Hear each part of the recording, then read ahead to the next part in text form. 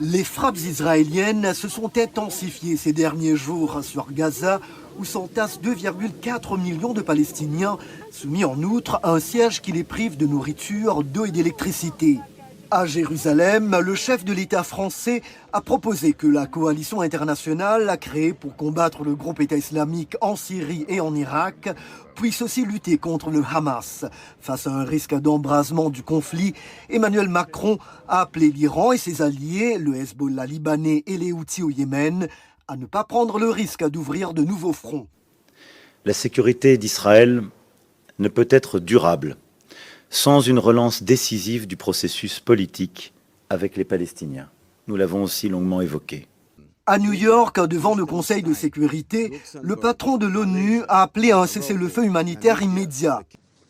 Je suis profondément inquiet concernant les claires violations du droit international humanitaire que nous voyons à Gaza. Soyons clairs, aucune partie à un conflit armé n'est au-dessus du droit humanitaire international. Monsieur le secrétaire général, dans quel monde vivez-vous? Sans aucun doute, ce n'est pas le nôtre. Il est de notre devoir humain collectif de les arrêter. L'échec continu de ce Conseil est inexcusable. Pour sa part, Anthony Blinken, le chef de la diplomatie américaine, a adressé une mise en garde à l'Iran. Les États-Unis ne cherchent pas le conflit avec l'Iran. Nous ne voulons pas que cette guerre s'étende. Mais si l'Iran ou ses intermédiaires attaquent le personnel américain, où que ce soit, ne vous y trompez pas. Nous défendrons notre peuple, nous défendrons notre sécurité de manière rapide et décisive. Après la libération de 2 otages américaines 3 jours plus tôt, le Hamas a relâché hier soir 2 Israéliennes.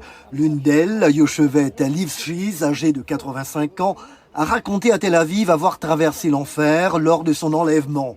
Elle a ajouté qu'elle avait été battue puis emmenée dans un réseau de tunnels souterrains, mais qu'elle avait ensuite été bien traitée pendant sa captivité de plus de 2 semaines dans la bande de Gaza.